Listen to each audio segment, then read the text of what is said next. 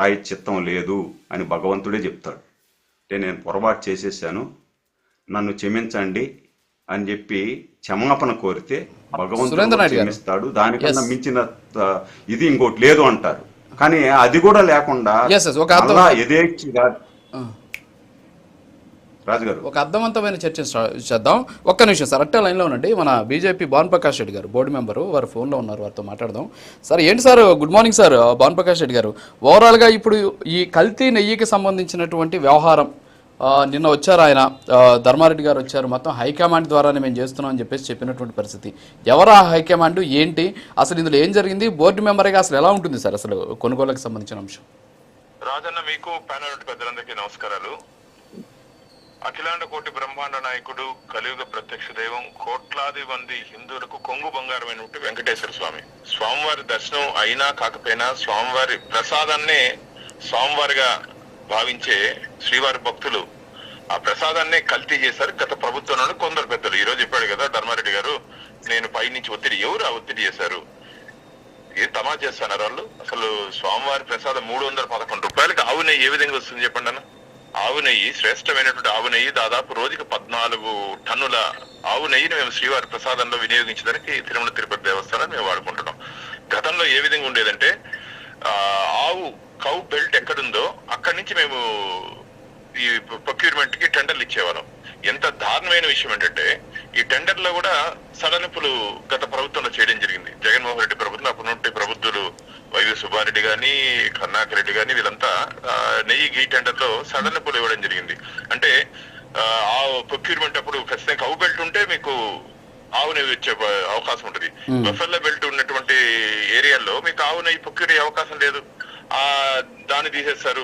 అంతేకాకుండా ఈ reverse CM అప్పుడు ఉన్నటువంటి రివర్స్ సీఎం జగన్మోహన్ రెడ్డికి ఏంది నెయ్యిలో ఏందన్న 500 దాదాపు 500 రూపాయలకు 11 రూపాయలు 520 రూపాయలు కోట్ చేస్తే రివర్స్ ట్రెండింగ్ ఏ విధంగా వస్తుంది చెప్పండి. దాన్ని రివర్స్ ట్రెండింగ్ చేసిన కారణంగా ఆ నెయ్యి బదులు అదేదో పామ్ ఆయిల్ కలిపేశారని చెప్పి మనకు రిపోర్ట్స్ ఉన్నాయి. దాంట్లో అనిమల్ ఫ్యాట్ కలిసిందని చెప్పి రిపోర్ట్స్ ఉన్నాయి. అంటే ఉద్దేశపూర్వకంగా ప్రపంచానికే ఆధ్యాత్మిక రాజధాని అయినటువంటి తిరుమల పవిత్రతని దిగజార్చే విధంగా భక్తుల మనోభావాలు బాధపడాలనే విధంగా, మళ్ళీ చెప్తున్న భక్తుల మనోభావాలు బాధపడాలనే విధంగా గత ప్రభుత్వం వివరించింది. దీనికి మూల్యం చెల్లించుకోక తప్పదు. ఒక్కొక్కరు పుట్టల పాముల్లో ఒక్కొక్కరు బయట వస్తున్నారు. అందరినీ ఖచ్చితంగా చట్టం ముందు, శ్రీవారి భక్తుల ముందు, గోవిందుని ముందు నిలబెట్టే రోజు దగ్గరలోనే ఉంది. అంటే ఇప్పుడు ఒకటి సార్, ఇప్పుడు ఈయన ఎంతసేపు ప్రతి కేసుకు సంబంధించి పైనుంచి ఒత్తిడి అనేటటువంటి ఒక పదాన్ని వాడడం రివాజ్గా మారిపోయినటువంటి పరిస్థితి. ఈ పైనుంచి ఒత్తిడి అనే పదాన్ని ఛేదించే అవకాశం ఉందంటారా ఈ కేసులో? ఈ జగన్మోహన్ రెడ్డికి వీళ్ళకి వేరే మాట రాదు. ఆయన కూడా 24 మీరు గమనించంటే పైవాడు అంటాడు. ఎవరు ఈ పైవాడు? ఎవరు పైవాడు? ఈ మధ్య వైసీపీ నాయకులు చెప్పాల్సిన పరిస్థితి ఉంది. ఇక్కడ నాయకులకేమో పైవాడు తాడేపల్లి ప్యాలెస్ పైవాడు ఎవరు ఉన్నాడో ఆయన చెప్పాలా?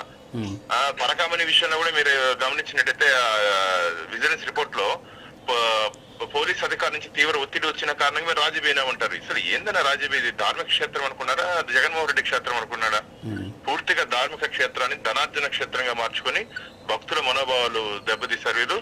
ఈ కల్తీ నెయ్యి నుంచి పరకామణి పంపకాల వరకు, కల్తీ నెయ్యిలో కల్తీ చేసిన వ్యక్తులందరూ, పరకామణిలో పంపకాలు చేసుకున్న వ్యక్తులందరూ రాబో రోజుల్లో డిసెంబర్ 2వ తేదీ లోపల పరకామణి విషయంలో కూడా రాష్ట్ర హైకోర్టు ఎంక్వైరీ చేసి సీల్డ్ కవర్ లో కోర్టుకి సమర్పించమని చెప్పింది. ఆ విషయం కూడా, ఈ కల్తీ విషయం కూడా, ఇప్పటికే కల్తీ నెయ్యి విషయంలో అనేక మంది ఈ సప్లై చేసినటువంటి సప్లైర్స్ సిట్ అధికారులు అరెస్ట్ చేయడం జరిగింది. అసలు ఎక్కడ ప్రొక్యూర్మెంట్ లేని వాళ్ళు, అంటే వాళ్ళకి ఆవు నెయ్యి తయారు చేసే సామర్థ్యం కూడా లేనటువంటి వాళ్ళకి కాంట్రాక్ట్ ఇచ్చారు.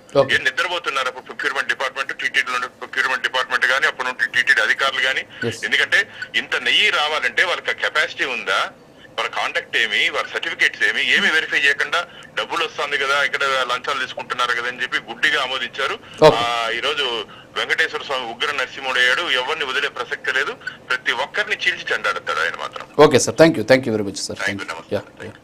పసుపులేటి సురేష్ గారు, మన సురేంద్ర నాయుడు గారు మాట్లాడింది విన్నారు, అలాగే భాను ప్రకాష్ రెడ్డి గారు మాట్లాడింది విన్నారు.